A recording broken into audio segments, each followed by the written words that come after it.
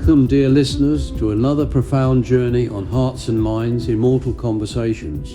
Today we delve into the intricate tapestry of society and challenges, and what an absolute privilege it is to host three literary titans whose words have, for centuries, illuminated the very soul of humanity. Please join me in welcoming the incomparable Jane Austen, the formidable Charles Dickens, and the wonderfully witty Mark Twain. It's truly an honour to have you all here. Thank you, David. It is indeed a novel experience to be amongst such distinguished company and in such modern surroundings. A pleasure truly to escape the fog and grime for a discussion that, I trust, shall enlighten and provoke.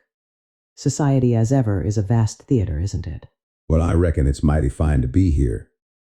Just hope I don't say anything too uncivilized for polite company, eh? It's been a spell since I've had to mind my tongue. Not at all, Mark. Your candour is precisely what we're looking for. Let's dive right in. Jane, if we could begin with you.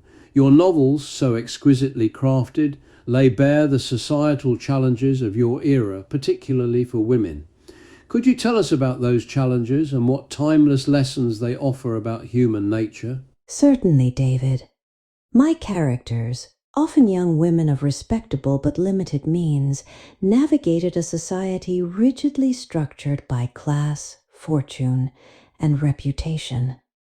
For them, marriage was not merely a matter of affection, but an economic imperative.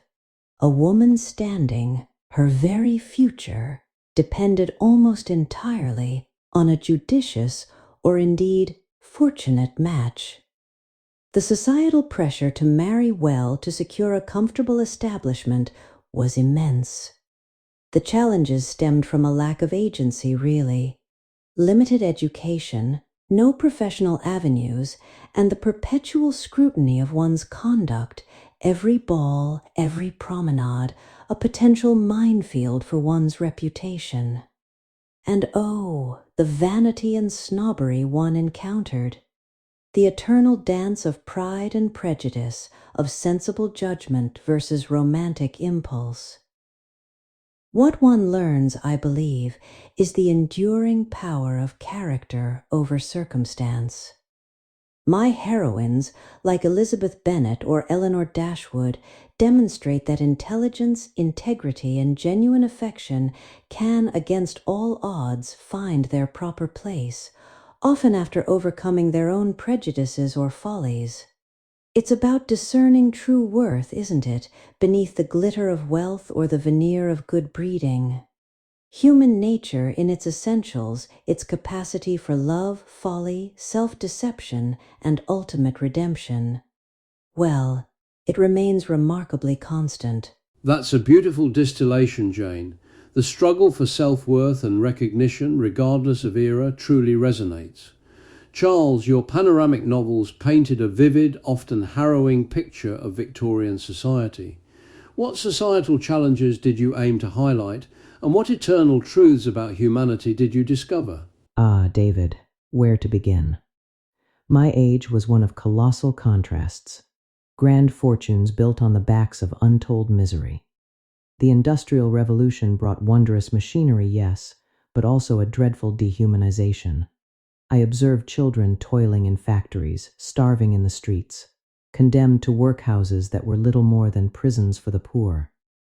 The societal challenges I depicted were those of rampant poverty, social injustice, the crushing weight of bureaucracy, and the chilling indifference of the affluent. My books, I dare say, were an impassioned plea for compassion.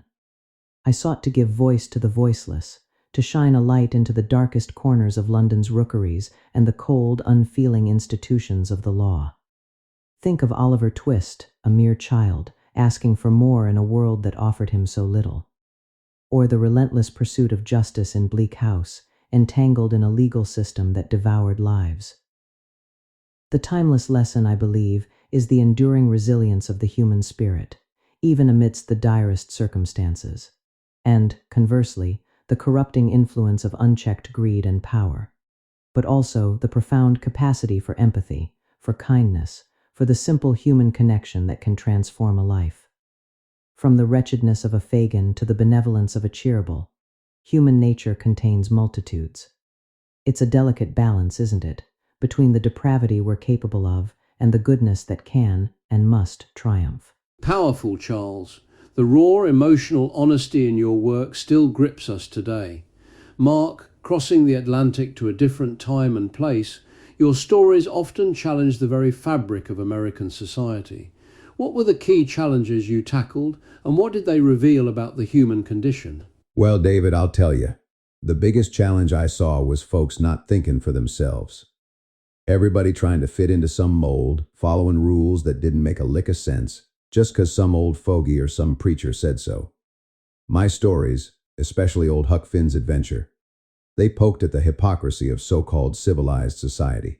We had grand notions of freedom and democracy, but then we had slavery, and folks judging each other on the color of their skin or the size of their pocketbook. The Mississippi River, now that was my symbol of freedom. Huck and Jim, floating down that river, away from the towns and their respectable ways, they found real humanity out there, away from all the rules. The challenge was breaking free from those chains of conformity, of prejudice, of accepted wisdom that was anything but wise. It was about finding your own conscience, even if it meant going against what everyone else said was right. What it taught me about human nature? We're a contradictory bunch, that's for sure, capable of great kindness and awful cruelty, often in the same breath. We love to tell ourselves we're good, but we're awful quick to judge and condemn. The timeless lesson is that true morality ain't found in books or sermons, it's found in the heart, in how you treat your fellow man, regardless of what society tells you he is. And sometimes, the most uncivilized folks are the ones with the most heart. Remarkable insights, all of you. It's clear that while the settings differ, the core struggles of humanity, pride, prejudice, inequality, the search for identity and freedom, remain strikingly constant. Now let's fast forward. We live in a world radically different from the ones you chronicled. What societal challenges do you observe today, and how do you think human nature has adapted or perhaps remained stubbornly the same? Oh, David, what a fascinating, if rather bewildering, new landscape. I confess, the sheer volume of information and connection is staggering.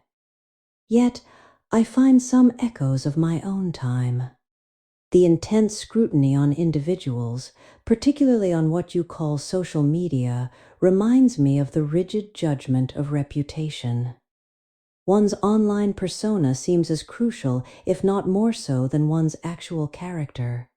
Appearances still reign supreme, it seems, only now they are curated and broadcast to a global audience. The pressures to conform to idealized images of beauty, wealth, and success, especially for young women, appear even more pervasive. And while women's choices have expanded wonderfully in many spheres, I still observe a persistent quest for validation, often external, and a subtle pressure to present a perfect life. The search for a suitable match might be facilitated by algorithms now, but the fundamental human desires for affection, security, and companionship, I suspect, remain unchanged. Pride and vanity merely find new stages upon which to perform. Indeed, Jane. From my perspective, the poverty I railed against has merely donned a new guise. The digital divide, as you call it, creates new classes of dispossessed. The gig economy, whilst offering flexibility, often denies the security and protections that even my impoverished characters might have dreamt of. The mental anguish I saw in my streets, the loneliness, the despair, seems amplified by constant connectivity that paradoxically leaves many feeling more isolated than ever. And the sheer scale of wealth disparity. It is staggering. Whilst the factories of my age spewed smoke, today's dark satanic mills are often hidden in the invisible networks of global finance, creating vast fortunes for a few while countless others struggle. The bureaucratic maze I depicted in Bleak House seems to have multiplied, now operating at a global level, confounding ordinary citizens. Human nature's capacity for both immense generosity and shocking callousness remains, sadly, undiminished. By thunder, Charles, you've hit the nail on the head. It's like folks are still trying to civilize each other, only now they got these echo chambers where everybody just talks to folks who already agree with them. And if you step out of line, well, they cancel you. Sounds a lot like the mobs I saw back home, just with fancy new words and a global reach. The struggle for authenticity, that's what I see. Everyone putting on a show, trying to be someone they ain't for the likes and the followers. And the truth, well, it seems to have gotten mighty slippery. People believe in what they want to believe, even when the facts are staring them in the face. Racism and prejudice, still festering beneath the surface, just looking for an excuse to boil over. Human nature ain't changed much, I reckon. We still crave belonging, we still fear the other, and we're still mighty good at fooling ourselves. Such astute observations, truly. It seems the human heart, for all its advancements, grapples with perennial dilemmas. And this brings us to a phenomenon none of you could have ever envisioned: artificial intelligence, a topic that sparks both hope and trepidation. How do you imagine AI might change the principal characters in your books? And what new perspectives might it offer on the nature of humanity? AI, a curious concept indeed. I ponder how it might influence the intricate dance of courtship and societal interaction. Imagine Elizabeth Bennet, instead of relying on gossip and her keen observation, having an AI algorithm that Mr. Darcy's character, his fortune, his past indiscretions. Would it hasten understanding or entirely strip away the delightful suspense and the necessity of personal discernment? Perhaps an AI could recommend the perfect match based on compatibility metrics, but would that produce genuine affection or merely a sensible alliance devoid of passion, of overcoming personal flaws and prejudices to find a deeper connection? I fear it might streamline decisions, yes, but at the cost of genuine human growth and the delightful, often messy journey of self-discovery. Human nature, in its stubborn desire for authentic connection, might resist such cold logic, or perhaps be entirely reshaped by it. The stakes of reputation might become even higher, with an AI capable of analyzing every social misstep. A fascinating and frankly rather terrifying thought. Could AI truly alleviate the widespread suffering I depicted? Imagine an AI-powered system designed to eradicate poverty, to distribute resources equitably, to manage welfare programs without corruption or bureaucratic delay. One might dream of a world where no Oliver Twist need ever ask for more. But then, my mind turns to the darker possibilities. Could an AI, in its pursuit of efficiency, become an even more unfeeling and omniscient bureaucracy, creating new forms of systemic bias, making judgments that strip away individual agency and compassion? What if a Fagin utilized AI to optimize his criminal enterprise, becoming even more elusive and nefarious? Or a Scrooge, empowered by AI to maximize profits with even less regard for his employees, becoming an even colder, more calculating tyrant?